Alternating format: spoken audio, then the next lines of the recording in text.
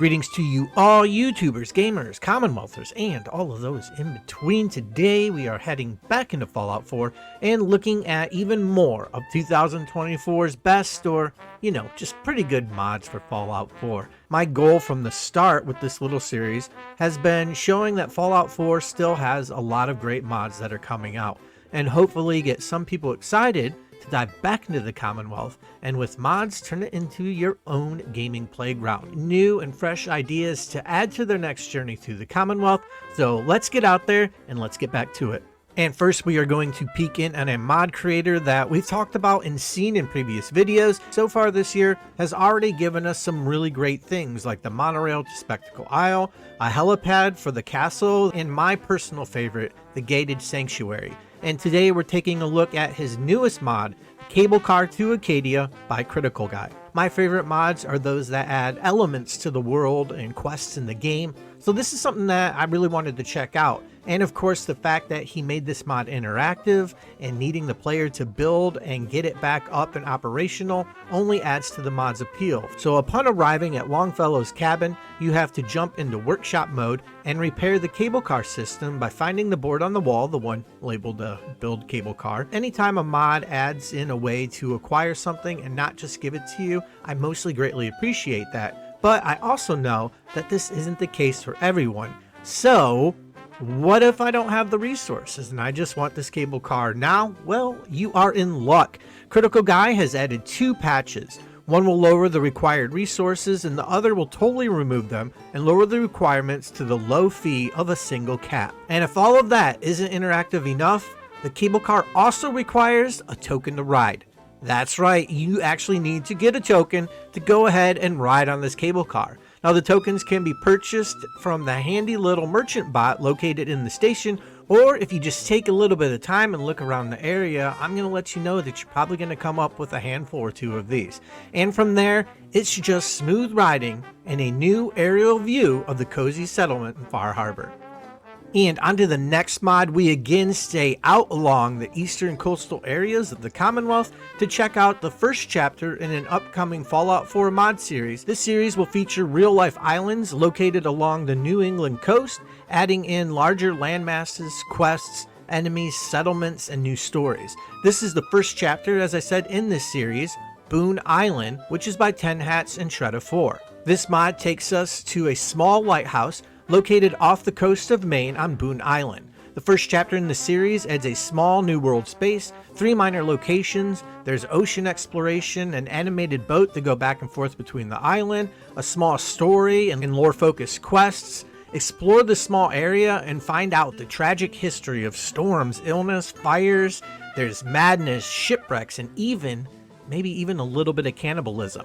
And really, this area is set up for players that want to take some time to explore and discover, rewarding players with Easter eggs and additional environmental storytelling through NPC dialogue, as well as various notes and radio broadcasts that can be found in the area. A real-life area that seamlessly fits into the Fallout 4 world, offering new things to find and explore. Well, you know what? That sounds pretty damn good to me. And Boon Island isn't the only new mod created by this team. In the previous video, we actually looked at Subway Runner Revival that was created in part and mostly by tenhats. And the next mod again features tenhats and Shredder4, this time bringing us the new settlement, dungeon, and exploration mod, the Ashland Station. Ashland Station adds yet another lore-friendly location to the Commonwealth with fully voiced quests, a new repairable subway station, and custom animations, armor, weapons, and even a dungeon. And as with the last mod, this is heavily focused on expanding gameplay by seamlessly adding this new location into the world of Fallout 4. As with their other mods, this again will feature a lore-friendly quest with optional side objectives to add even more lore and backstory for those that want to take the time and just set out and explore. The mod's exploration and quests will take you through the caverns, the metro, and sewers under the remains of Ashland, Massachusetts.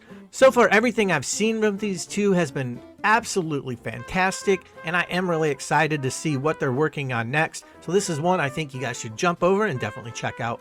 Alright, so far we have had 3 amazing location mods already, all of which located out along the New England coast. So now it's time to shift our focus smack in the middle of what we most love, and that's the Commonwealth. And this first one makes me extremely happy because I honestly used the League of My Companions mod to set up a camp here during those early stages of the game. I hate going back up to Sanctuary, and Abernathy Farm and Red Rocket also, those are just in bad locations.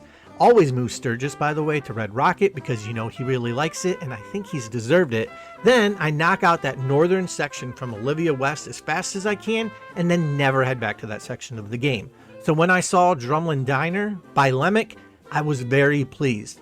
This mod allows you to turn Drumlin Diner into a settlement that is leaps and bounds better located than any of the early game settlements. And this mod integrates the diner into the settlement system once you complete the Order Up quest. You know, the one where you have to step in and fix the little issue of owing some money and pushing drugs that might be leading towards murder. And based on how you handle this quest is going to determine who, if any, settlers you have when you first take control. At the end of the quest, if still alive, both Trudy and Wolfgang will take on the role of vendors. Patrick will be set to work on food and water, and of course Simone will be your security out patrolling the area. And what I feel is the most creative and immersive feature of this mod is the fact that Trudy, Patrick, Wolfgang, and Simone won't just end up becoming the errand boys for the lone survivor. They cannot be moved since they clearly like it because they were already at the diner.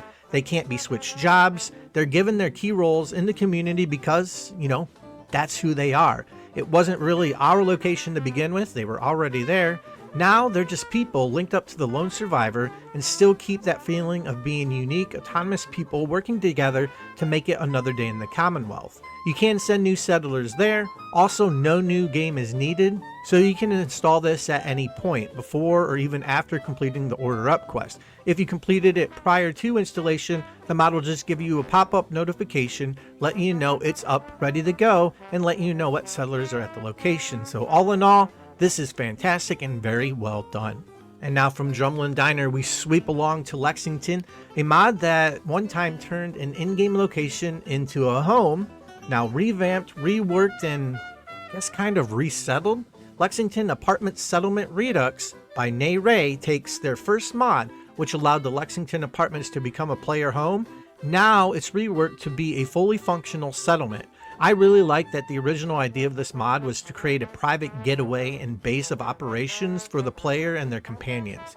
Playing on survival as I do, I really like having small little locations to dip into for sleep and storage, while also being able to be located in strategic areas. Now you can do all of that and set up supply lines and then craft, build, and use materials linked to your settlements. If you want, you can send companions, settlers, as well as recruit new settlers to the apartment complex, or keep it nice, quiet, and cozy for you and your favorite pals around the Commonwealth. I for one like the idea of just keeping this a small hideout with the addition of my settlement supply lines and a workbench.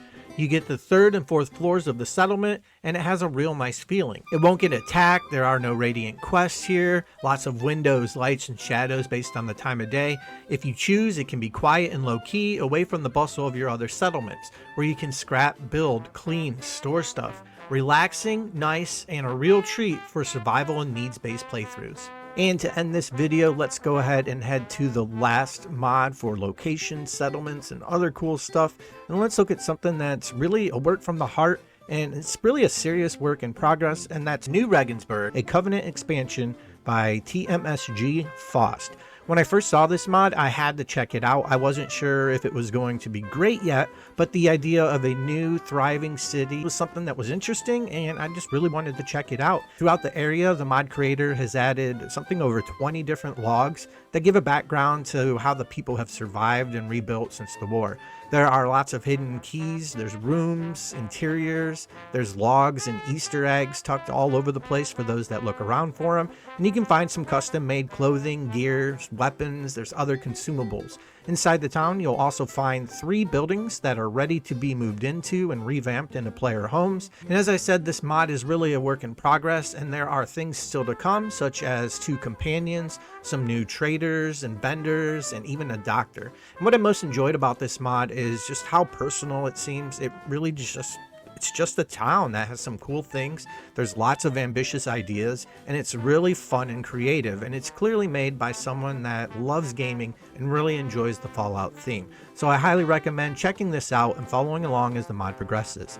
And that's going to wrap it up. We're going to look at some of the best mods that I think that have come out, kind of since the beginning of Fallout, but really the focus on the 2024 mods. We're going to do one more wrap up with some of the quest mods that I think are pretty good, and one or two more, and then I'm just going to kind of pick it up as I see something new that comes out. So everybody, hopefully you enjoyed. Check out the channel. We're going to be looking at news for new releases, RPGs, MMOs, indie games, and so much more. So until then, everybody stay safe, and I will see you again in the next video.